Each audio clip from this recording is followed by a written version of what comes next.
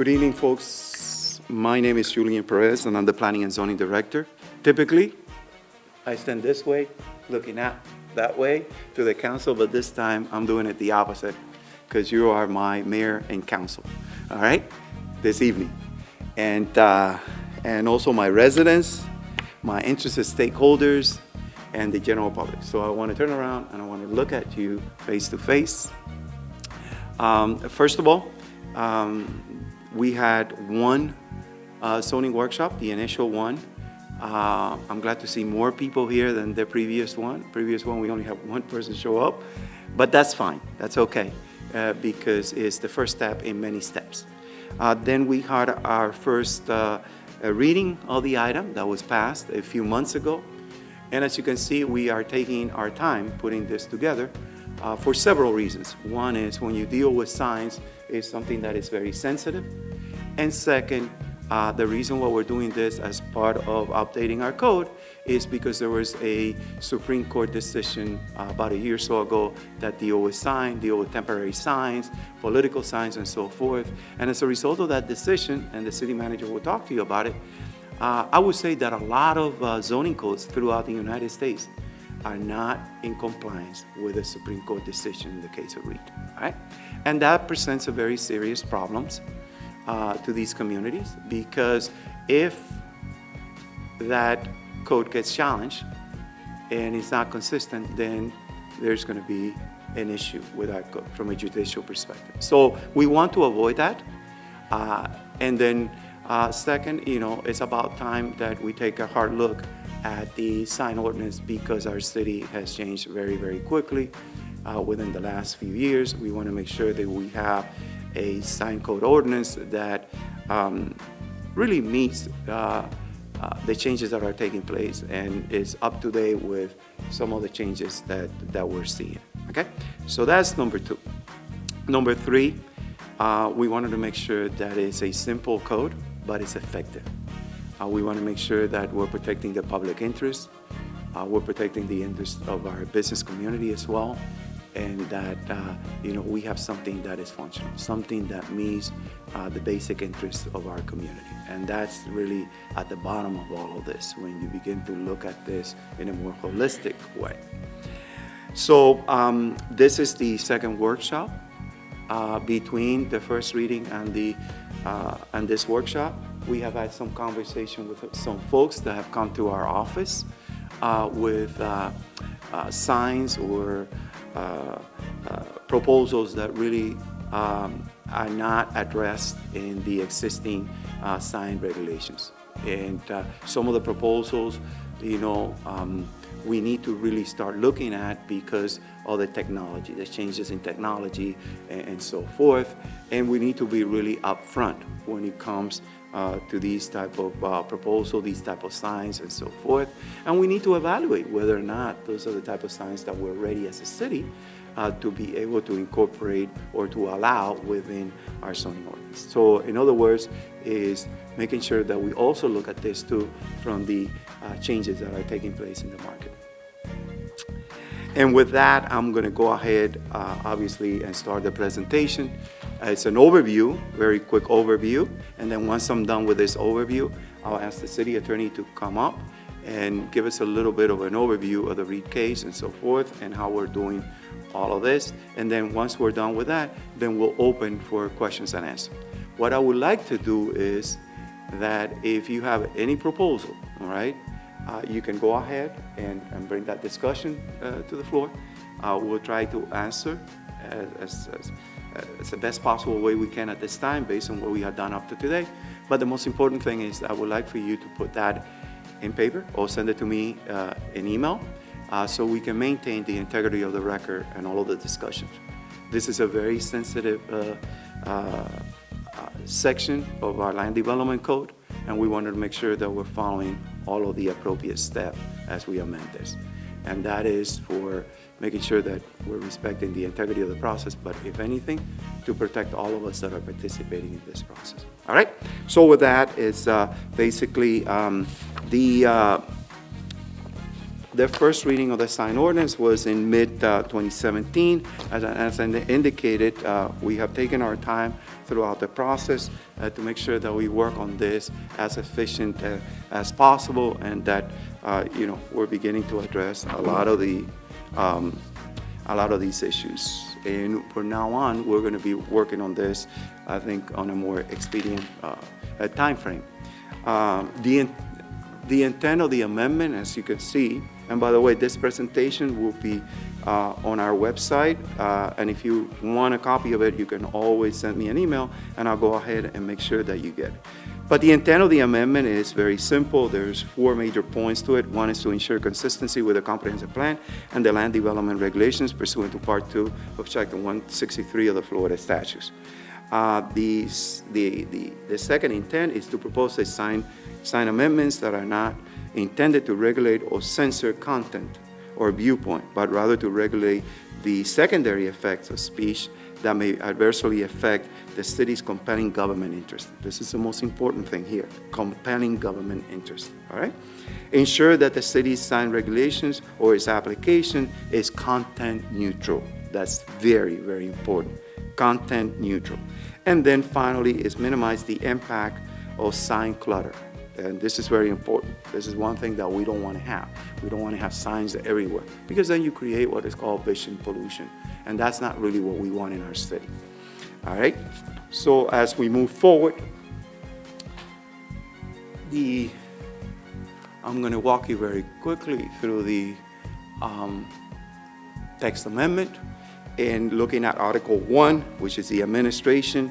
We're going to do some minor changes there and revision, again, to make sure that, if there's anything on the Reed case, that we're consistent with it.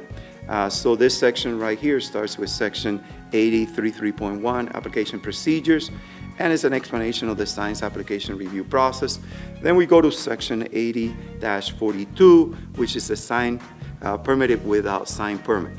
And here, what we have done so far is revise or delete several requirements for signs that may be erected or constructed without a sign permit when in accordance with the Florida Building Code and any other applicable laws or regulations. So as you can see, Article 2, it entails the administration part of our review. That's Article 1. Oh, I'm sorry. I skipped Article 1, and I apologize, and that's the general provisions, okay? And this is in the general provisions. This is where we're making some changes to make sure that we're consistent with case law. Number 3, oops, go back here. Okay. Number 3 is the enforcement side of it, okay? And on the enforcement, this is all having to do with code compliance, and violations and so forth, and the abandonment of the signs.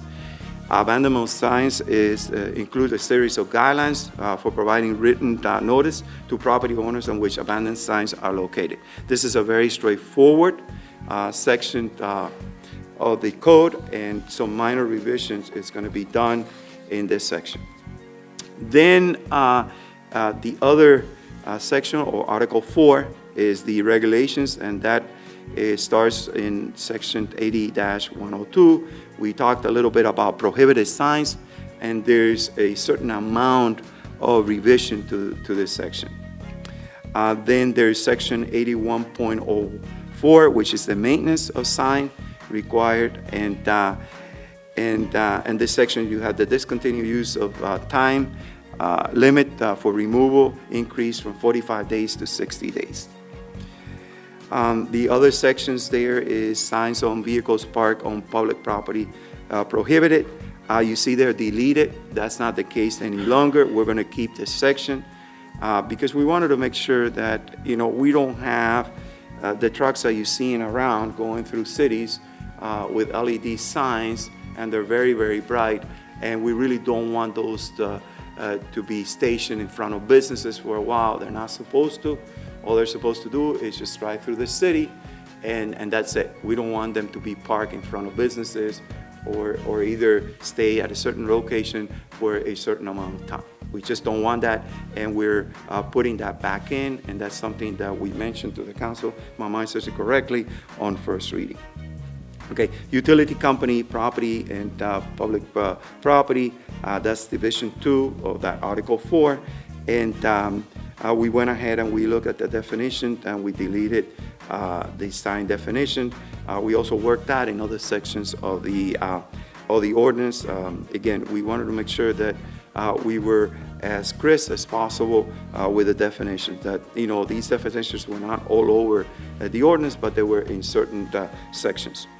Then section 81.58, and then it redefined the title from special public events, directional signs, to city-sponsor approved events. Number 5, Article 5 continues. Article 4, then Article 5. Article 5 is the sign standards and requirements, and then there we did some work on some of these sections, especially on the commercial retail signs, and in several areas of the commercial retail sign under section 8258, and we can go over that, especially on the directional signs. The other important things that we did here was that we went ahead and we removed the requirement that you can only have a monument sign every 200 feet away from each other. What happens is that we have certain areas in the city, and especially on 79th Avenue and the older part, they were under Miami-Dade County, and a lot of signs were approved under Miami-Dade County, a lot of monument signs and so forth, and they're not meeting the distance requirement. And what happens is, let's say, for example, you have a place like the animal shelter, all right? That, you know, they built a very nice facility there. They had to relocate their sign. But the minute that you touch that sign, okay, then you have a problem trying to put it back, you see? And when you put it back, then you have the 200 feet requirements. And you won't be able to do it because on the Miami-Dade County, a lot of monument signs were approved everywhere. So you're not meeting the 200 feet requirements. And it happens in other properties throughout the city. And what we wanted to do is we want to be fair with the property owners and said, okay, what we're going to let you do is put one monument sign in front of your property. And then the other property owner, it has his own monument sign, all right? To make sure that, you know, everybody is treated fairly, all right? And so we had that problem in some locations, and we wanted to make sure that we corrected it. If we don't take action on this, then what's going to happen is they're going to have to come through a variance process, all right? And the variance process in the city of Doral is based on hardship. And it really complicates the whole thing, okay? And everybody, every business should be entitled to have a monument sign, all right? Not 3 or 4 monument signs, you know, one next to the other, but at least one monument sign, okay? So with that, that's number 5 that we looked at. And then Article 5, moving on, this is where really, 211, this is where really we make a lot of the changes in order for us to be consistent with the retailers. Right? And that is on the temporary sign, all right, section of it. And again, the city attorney will probably touch on that a little bit and explain to you why we had to do that from a legal perspective. But as you see, temporary signs are divided now into 3 groups. So we have the non-commercial, which is your residential, right? Then we have for sale lease, which is your residential and non-residential district. And the same thing for the non-residential, for the non-commercial, you have residential and non-residential district. Then you have the commercial, and you also have the residential and non-residential district. And then the rest of the other categories were deleted or moved to other sections. And if you have taken a look at what we proposed on first reading, okay, you will see that. You will see that there's a lot of language that we had on that sign ordinance, and it was kind of reduced down, okay, to these very simple categories. Again, to be consistent with the Reed decision, all right? And we have to treat all of the signs equally, right? That is extremely important. Then Division 3, there was a change the title from permanent signs for residential uses to permanent sign for residential districts. So we want to be consistent, and that's what we did there. Okay, on section 80-231 is development identification signs. There's only one general requirement there. And then on 234, the LED electronic messaging for single-family residential development. And there, about 2 years ago, an ordinance was passed that allowed, big developments like Doral Isles and so forth, to be able to have a LED sign as you come in to inform the residents, and it's very small LED sign to inform the residents of all the activities that are going on in their community. And they wanted to do that, and we wanted to do that, provide that opportunity, so residents were informed, so residents could participate within all of the association meetings and all events and so forth, and obviously, to help them get the word out. All right. So what we did there is, because your certain communities are so big, and they have many different entrants. Okay, we increased that number from 1 to 3 very small ones. Okay, that you put on the side. And as you come in again, you can see all of the activities associated with that development. So that's that. Okay. And so with that, then let me just move forward here very quickly. We talked about that, 258. And then basically, I'm going to go through the justifications to complete my presentation. And the justification for doing this is that these amendments ensure that signage is consistent with the comprehensive plan and the land development regulation. Always very important, because if you look at state statutes and all that, there's always a section that deals with signs. How do we address that? We address that through the Land Development Code. Number 2, promotes and advance the legitimate government interest. And again, that's also very important. And what do we mean by legitimate government interest? It relates to public health, safety, moral, and general welfare. And that's, the big picture that pretty much is the basis for these sign ordinance. Obviously, then you have consistency with Chapter 163. That's coming back to the state statute, that local government's responsibility to provide minimum regulations for signage. And that is part of the Land Development Code, as indicated. And then it provides for a content-neutral process. And that's the most important thing, is the content-neutral process.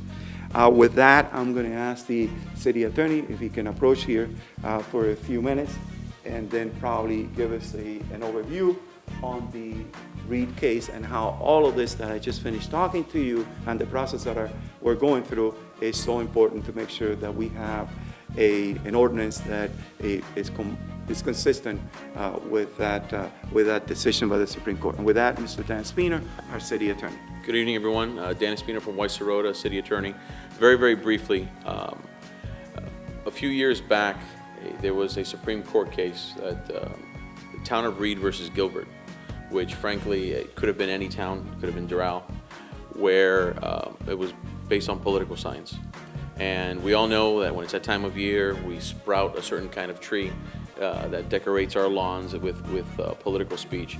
And for decades, we've had, and when I say we, every municipality has had a similar sign scheme that says political signs in residential properties can be 1 foot by 2 feet, give or take, maybe a little bit larger in commercial areas. Ultimately, this was involving a church sign that was similar, but we called it a free speech sign, no different. And an individual put a sign in the town, a resident of the town of Reed put a sign in his yard, and ultimately received a citation for it, saying that it was either the wrong size or too long of a duration. Ultimately, he sued, and it went up to the Supreme Court. And what that case did was shift on its head the sign code of every municipality in the country. That is because what it basically said is that the categorization that cities were doing for sign codes, that is to say, a political sign could be this big, another sign can be this big, a third commercial sign could be this big, a real estate sign could be this big. All of that was held to be completely unconstitutional because you're making a decision on a regulation based on the content of the speech. And frankly, neither the town of Reed nor can frankly any city almost defend the high standard that has to be reached by a government in order to prove that you can have that kind of restraint on free speech. Certainly have to have a compelling governmental interest, which you can see, there's a lot of ways to address either clutter or aesthetics, and frankly, what it stood for the proposition is that most cities, if not all cities, temporary sign codes, which includes political signs, garage sale signs, real estate signs, were all unconstitutional. And so while we have taken steps to protect the city from the enforcement perspective, it's now time to take steps to protect it from a code perspective. So effectively, just from the temporary signs, it's changing very, very drastically and effectively creating sign regulations by district. And we've broken that down into commercial areas and non-commercial. That is to say, we're not even addressing the type of speech. We're just, the Supreme Court upheld that you can still regulate commercial speech, thank God, but even then I think that's a slippery slope where identifying something as commercial speech is a category in and of itself, but for some reason the Supreme Court said that was okay. So effectively what we're doing is identifying commercial versus non-commercial, creating standards that apply to that. It's in a very succinct chart. The one thing, and I've told this to the City Council, and the City Council looked at me with eyes bugged out, that's very important when it comes to temporary signs. And I want you all to consider that temporary sign is not only those type of signs, but they can be banners, they can be things you strewn across a fence, is that cities now, in order to be compliant and to be found constitutional, have to have something called a substitution provision, which says wherever you have a commercial sign, you have to allow a free speech sign. And wherever you allow a free speech sign, you also have to allow a commercial sign. And that is because effectively, we have a lot more commercial signs than we do other things, you know. But it stood for the proposition that if you allow commercial speech to happen here and you don't allow other speech, it's now another prior restraint on free speech. And so that's an interesting dynamic that's going to be, because frankly, during any given political cycle, the city might be faced with somebody that happens to know a business owner that says, yeah, you can borrow my pole sign. Yeah, you can borrow my my wall sign for your campaign. Or yes, you can go ahead and put out yard signs for the current gun debate or anything to that effect. So it's not likely to cause a sudden massive shift of signs, but I think over time we will see some of these things pop up, and just know that that's what's happening as a result of the Supreme Court case. My hope is that somewhere down the line the Supreme Court will potentially understand that, and there's been a litany of other issues that have been affected by this Reed case, from panhandling to leafleting, all sorts of issues that resulted over the last 3 years. And my hope is that at some point the Supreme Court says, all right, this sliding scale, this slippery slope that we've embarked upon as a result of the Reed case really created unintended consequences from an enforcement perspective.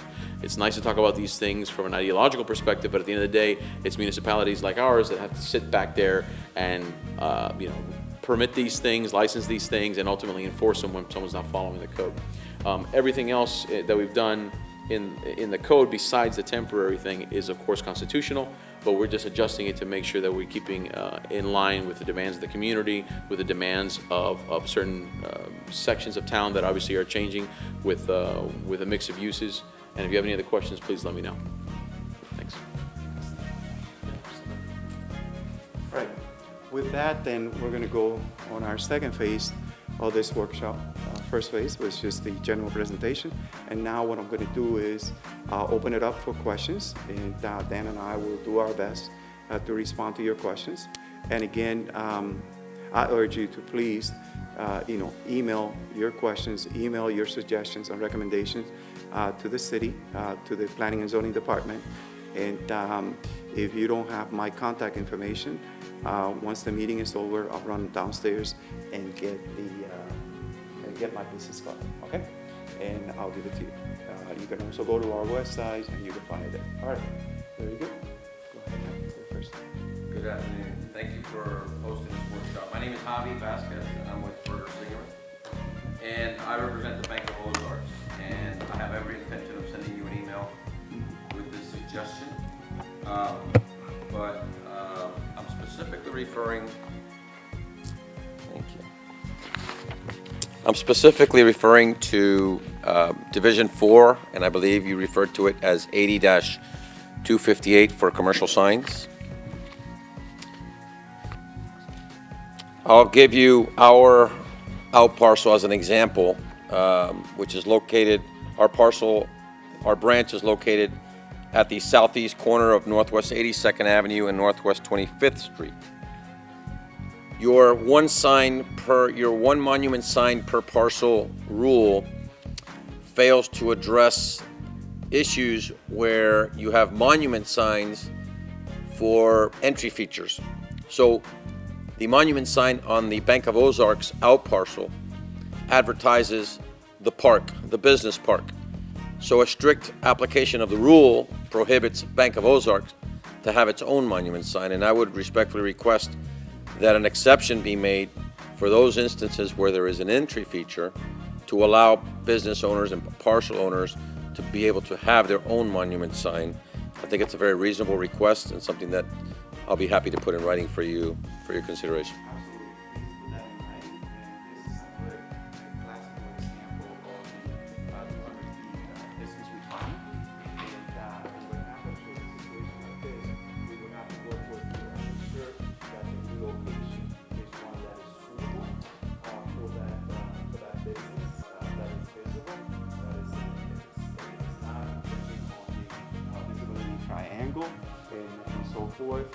But most important, it has to be done also in a way that is consistent with that entrance feature. That's one way to go about it. The other way to go about it is to work with the owner of the park, and maybe the owner of the park can relocate. But we definitely need to give you, that opportunity to have at least your monument sign. I'm very familiar with this situation. Please go ahead and send your question. We will address this question. I have a couple of Can we- questions on what you had. For a second, get this. That's fine, no problem. So I have a couple of questions. Is this on? I don't know. So anyway, about some of the definitions you had. On slide number 3, you were referring about abandoned signs. Slide number 4 speaks about maintenance of the signs. So I have not had the purview to read the whole updated version, but I think it will be very important to have a definition on what is considered, or what would be the criteria for an abandoned sign, and also for the maintenance of the signs. Both of them, I think they become eyesore to the city, but I think if it's not there, I encourage to have a clear definition on what will be considered A versus B. If my mind says it correctly, we do have a definition. Okay. I urge you to please take a quick look. Yeah, I will. Because I agree with you 100% that, when we have an abandoned sign, and we don't take care of it right away. And if we don't take care of it right away, all right, it becomes an eyesore. And it becomes an eyesore to the community, but I think it becomes also an eyesore to the businesses that are located adjacent to it. And to a certain degree, if you leave something like that unattended, it could also have an economic impact. And we wanted to make sure that we address that. But if my mind says it correctly, yes, we do have a definition. Send me an email, please, with that so we can follow up and provide you a response. So the other topic that I had is about, I understand that everybody has the right to do business in the city and we have to be fair to our commercial interests. Unfortunately, there are some that they don't play fair. I'm talking about the vacant or available space for real estate. On the record, we can request for compliance about monument signs, a report about fake availability of signs on real estate in places that they have zero available stock, but they use that as a free advertising for the commercial real estate company. So you call that number and say, I don't have anything there, but I can offer you that. So really, that becomes an offsite advertisement for a company that's not even located here, that they do not manage the property, that there is no space available in the property, but they invade the city with available, pseudo-available space. And also, if we're standardizing the real estate signage, I think it has to be the same size. Whatever is decided by the county. But it's unfair that you see some sites like 9 to 50 that have a super number sign about space available when it's according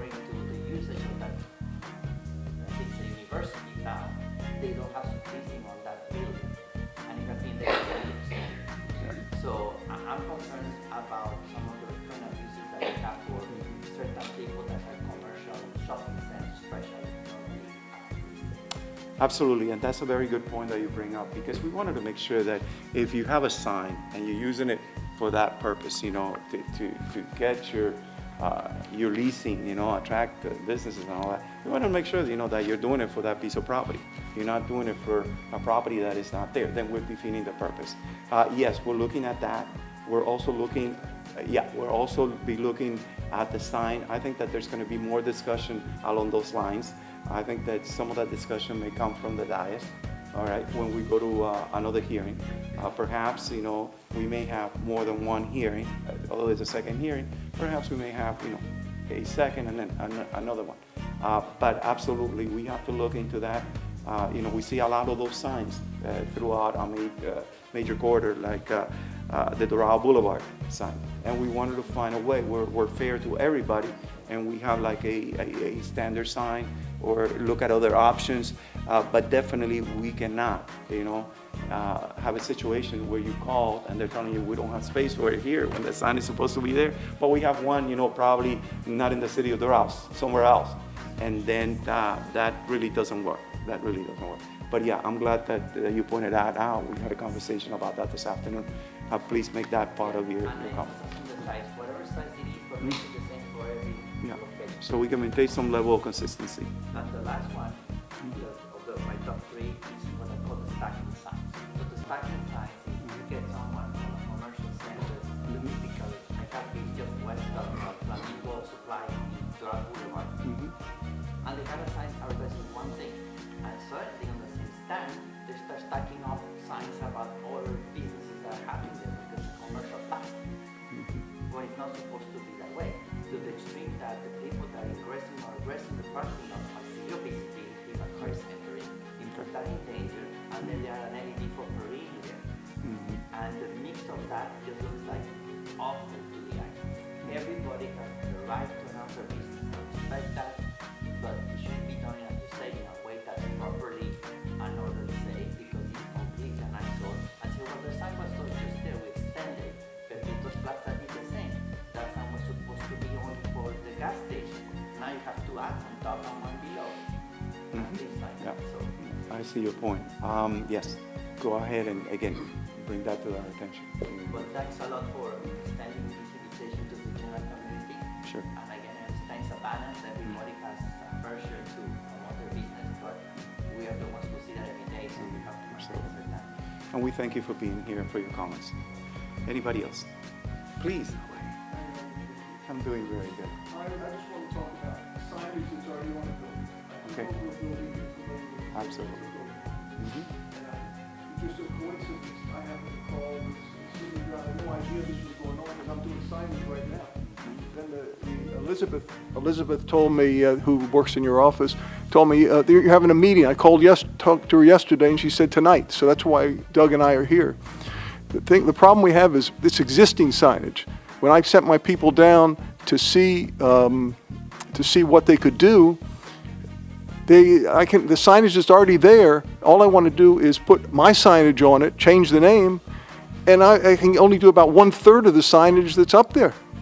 I mean, and the signage has been there for years, and now they tell me with the rules they got, I'd have to take down. I don't even have any signage. My building happens to be, you know the way it's shaped. I got a front and a back. The front, where the entrance is, doesn't really do anything for me. The back is more, which faces 107th Avenue, is where I really want signage. I can't even if I put one little sign up, that's all I can do, according to the code that she said is out there right now. It is, but in your case, we also need to look and see, if there's any way that we can grandfather what you have. Yeah, exactly. That's what I wanted to get in. It's already there. It's been there. I think that when we do that, we can look at it and see from a grandfather perspective, because probably what you have here is not a sign that is on the board. Okay, and that's the reason why she's saying that. Oh. Okay, so if you touch it, and the changes are very significant, then you tend to lose that non-conformity. These are exactly the signs, and I just wanted to change a bigger one in 107th, smaller one in the front. I keep the signage. In that case, what we need to do is we need to look at the issue of non-conforming sign and see how much that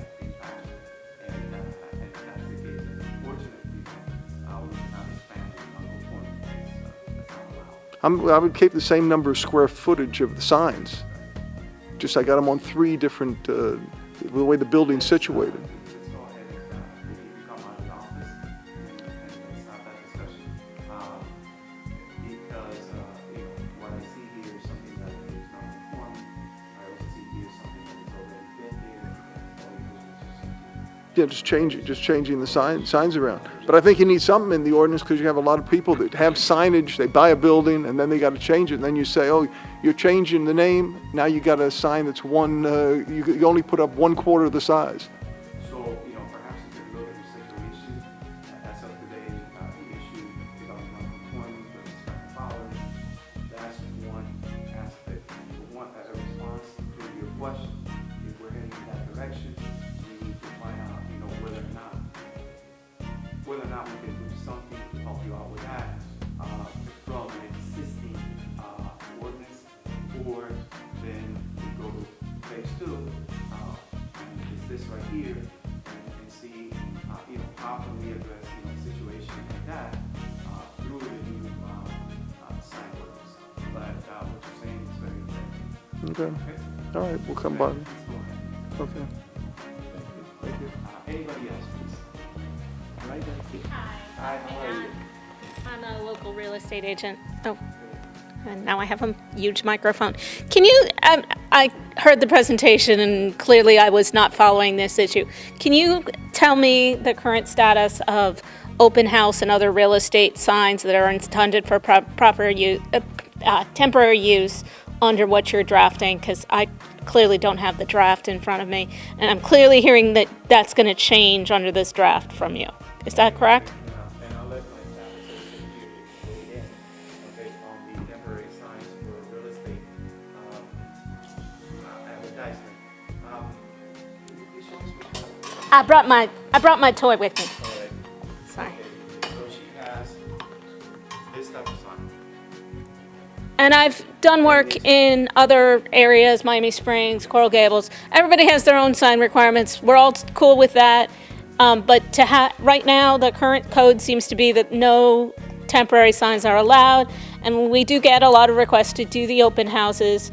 And I just actually did a poll on Facebook, and of the 13 people that responded in 6 hours, 11 of them favored doing open houses and only 2 objected. So it's just something to allow temporarily. Some of the cities do require permits, and I frankly have no problem with that. The regulation of signage, whatever it should be. Here we go. This is Javier, Hi, I'm here. and he's our assistant, city planner. So currently, our code does allow for open house signs, okay, temporary signs, and the maximum size is 6 square feet. Okay. The setbacks is 5 feet from the right-of-way line, so you cannot place it on medians or on public property, and 15 feet from an interior property line. Okay, and the earliest installation date is the day of the open house, and you have to remove it the day the open house ends. Okay, I have gotten called by code enforcement to remove my sign that fit those requirements, and that's less than 6 square feet. They, Are you placing it in right of way? No. 5 feet from the sidewalk? More than 5 feet from the sidewalk? It was, I can tell you exactly the last time, and by the way, code enforcement was very nice with me. We discussed it, it was not a problem, okay? I want to say that, you don't have anything in your system, you can't look it up. But it was at Costa Linda, and it was, I put it right at the gate, so on their property, right at the middle in the entranceway. So it wasn't by any sidewalk, it was sort of in the middle of their entrance. We can take a look, I'll give you my card Okay? and review it with our staff. Yeah, in any case, we are getting calls. I'm not the only one, because this was a discussion item. We would like clarification in the rules regarding temporary real estate signs. Javier went ahead and walked you through what we have Thank you. today in our code. I don't think that we're gonna be, are we touching that area? I don't think so. Yeah, okay. That would, fall under the new, categories that we're proposing. But you can, for now, you can contact us here out of Temple, and, let's make sure that we get this thing cleared out. and as we work under the existing code, okay? That's under the existing code, all right? Okay, any other questions? Any other questions? Yeah, please.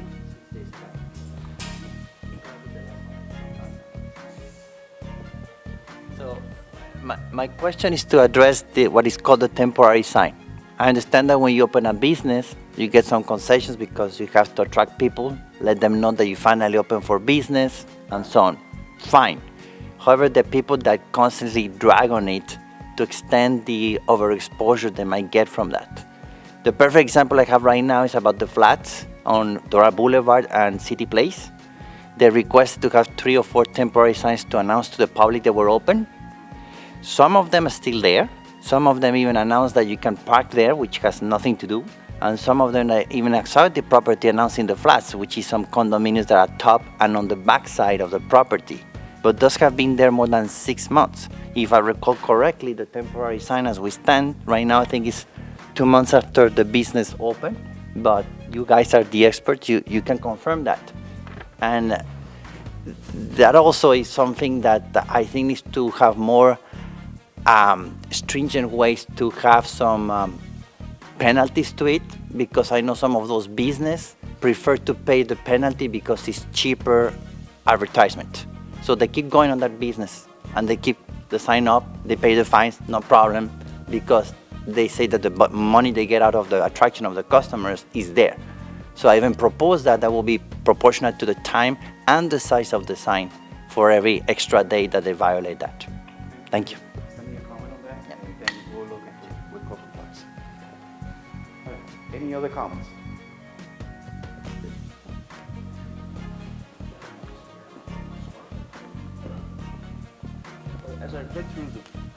As I read through the documents, the provisions, and what have you, and based on the previous meeting that you had with Camille, we're quite concerned in how do we work our structure in.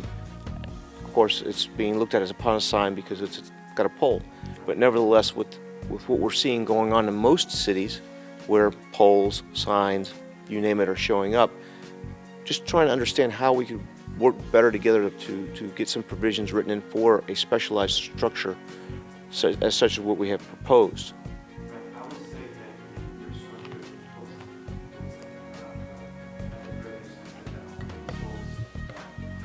and look what they are proposing. If you could just go ahead and just take the mic up, because I'm going to ask for a bit picture. Is there a No worries. Okay, so if you take this, humans and explain to us the technology that goes up the road, that was already in some of our cities throughout Miami-Dade County, and there are different kinds Okay. what is it from a technological perspective, what they can accomplish, what they can do with the law? Right.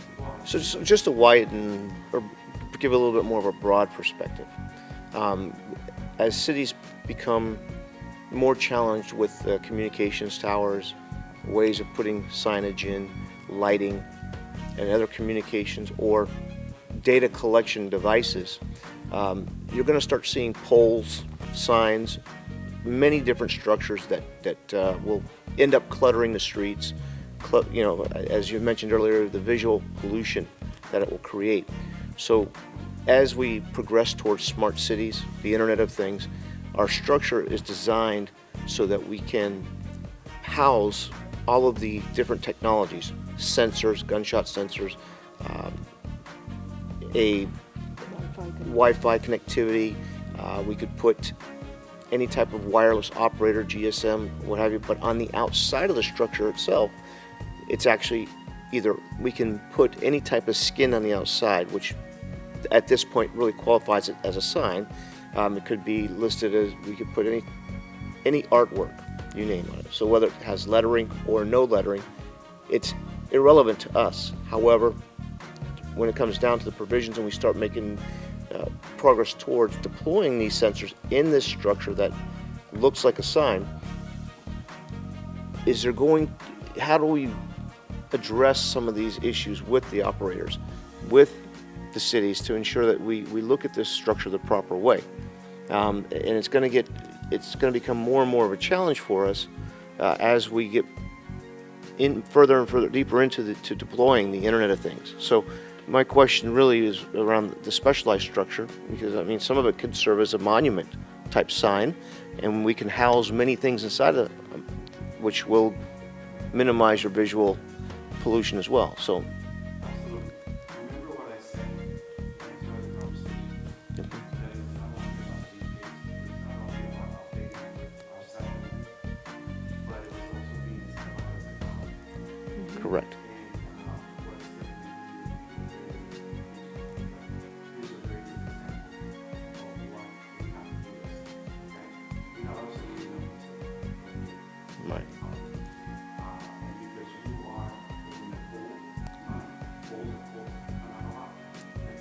So something like this needs to be looked at and set standards. Okay? Correct. And perhaps it's something that maybe have to be treated a little bit different in terms of the approval process. Okay? Agree. Probably be approved as a special exception. Okay? And then be able to go to commissions to it. Okay? How do we get a very good feel for, for the technology, very good feeling for, this is something really acceptable and so forth. We can attack this from many different angles. We can attack this from the technology perspective. And we can also look at this from our public places perspective, because it's services. Right. With something like that, one of the things that we have to be very sensitive is the location. Correct. Some of these, features or technologies that we put.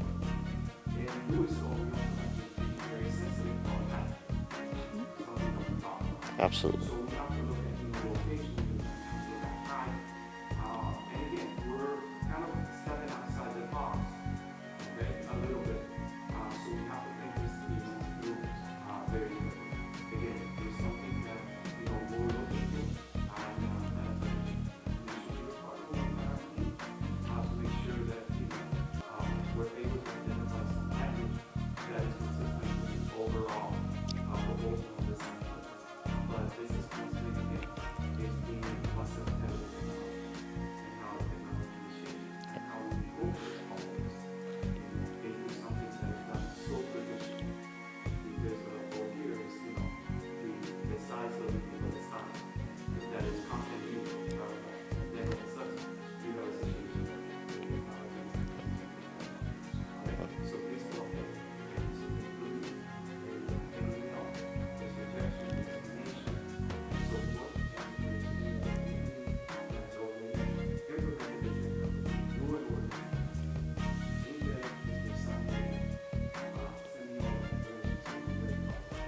I do have to say I really appreciate all your help in accommodating us, but we'll definitely get a submission into you so we can figure out the way forward.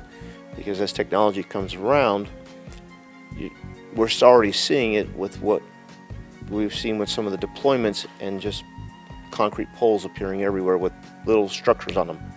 That's what we're trying to help cities plan for, right?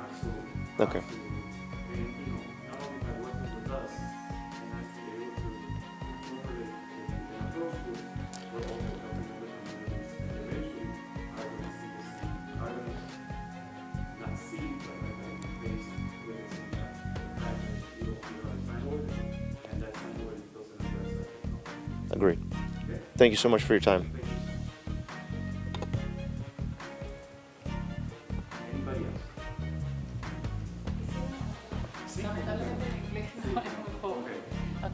Buenas noches. Muy buenas noches. Me habla suavecito y yo voy a ir traduciendo. Ok, Al mismo momento que hablamos, ¿ok? Nosotros tenemos un caso específico We have a very specific case. en la propiedad 7500 y la 104 Avenida. 7500 En el 104 Avenida. and 100 and Northwest 100 Ok. El negocio es un edificio que puede ser oficina y está dentro de la regulación de shopping center, pero no todos los locales están con entradas independientes. Ok. Entonces, Este business, este negocio, es un dental office. Y cuando rentaron el local, el property owner o el property manager le entregó un sign criteria, un criterio de letra. Ajá. Cuando sometimos el permiso, nos dijeron que por no tener entrada independiente, no podían tener el letrero hacia afuera.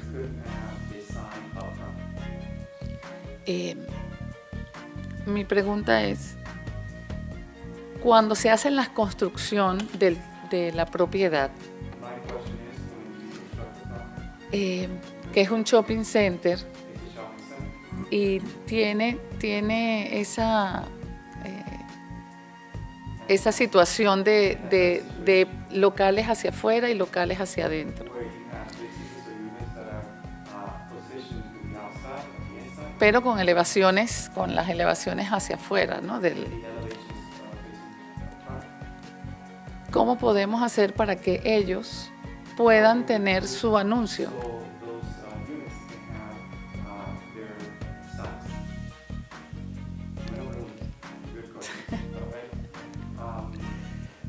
Es una pregunta que desgraciadamente nuestro código en este momento, de manera que está escrito de una manera muy tradicional,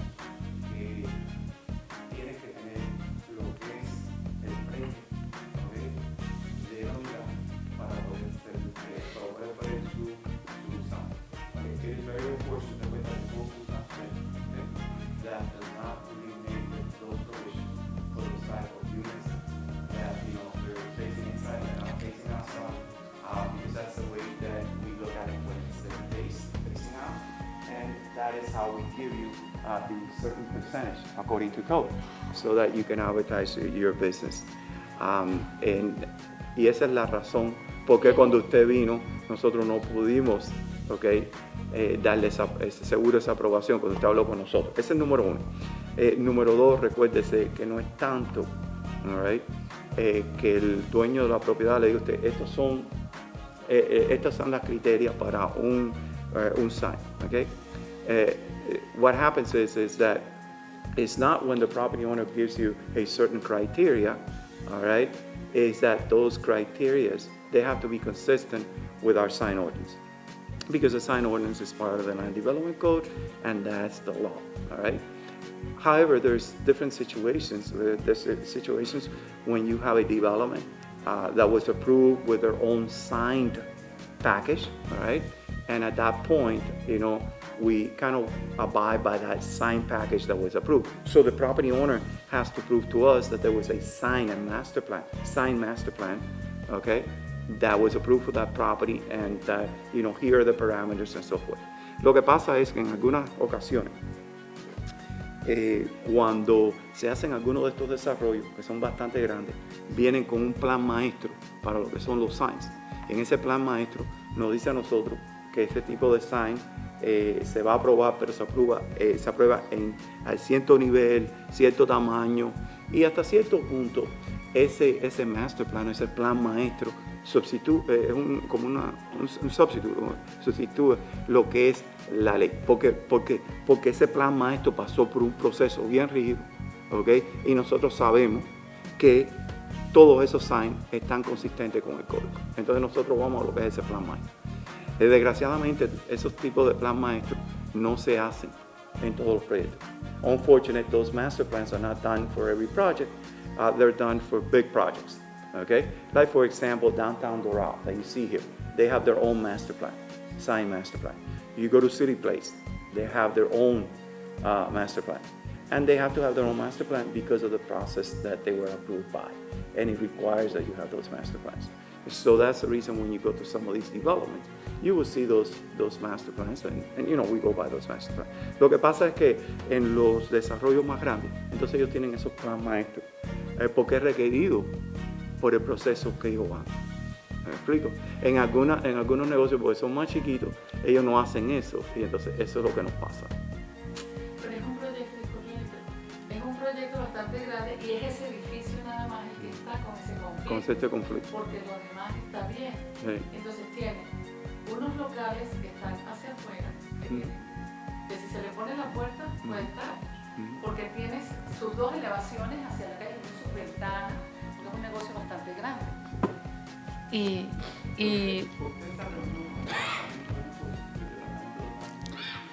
sí, entonces nos sugirieron que viniéramos para acá justamente para ver qué alternativas podemos tener, porque la propiedad está tipificada, la zonificación es de shopping center, aunque tenga, es un shopping center, entonces ver la manera, porque ya se invirtió mucho dinero, ya el negocio le aprobaron su certificado de uso, todo, está operativo, pero no tiene sign. Mire, yo iba a recomendarle que la abogada acaba de comentar, que es hacer una reunión con nosotros. Ok. ¿Ok? Y esa reunión para que todos se conozcan. Esa reunión va a tener dos partes. Va a tener la parte basada en el código existente y lo que es los cambios que se están haciendo.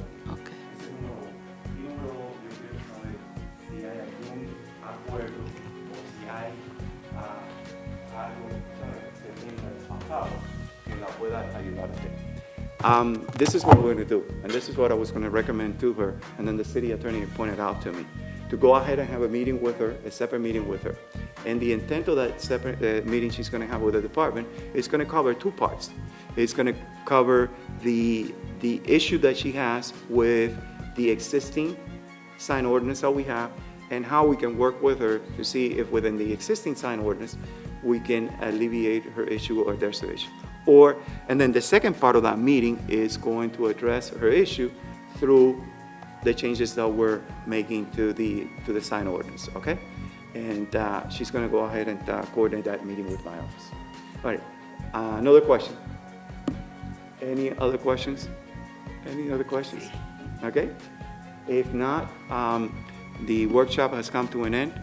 And again, on behalf of our city manager, Mr. Ed Rojas, our mayor, Mr. Bermudez, and the members of the council, and all the staff that works here, my department, the city attorney's office, we thank you for coming out and participating in this workshop. But most important, provide us with the input that you have provided, which is a lot of good input.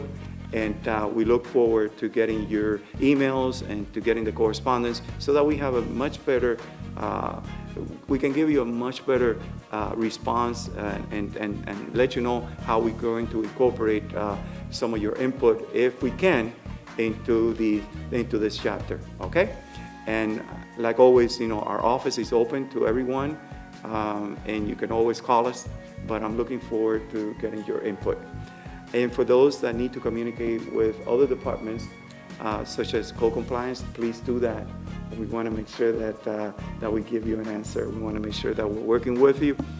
And again, thank you so much for being here. We really appreciate it. All right?